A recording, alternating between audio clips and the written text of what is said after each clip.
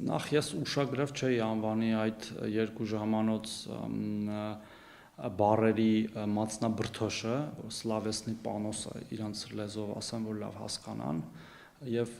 ոչ թե Հայաստանն է աշխարհաքաղաքական որբ, այլ ինքն է որբ հոգեբանական եւ հոգեբուժական ստրուկի հոգեբանությամբ, որին պետքա տեր, ֆեոդալ,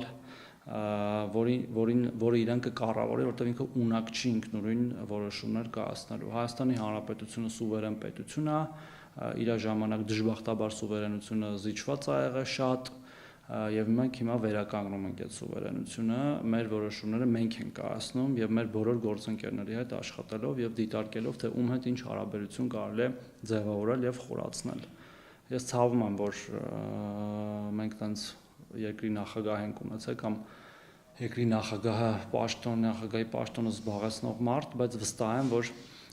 այդ ցավը մենք այլևս երբեք չենք զգալու։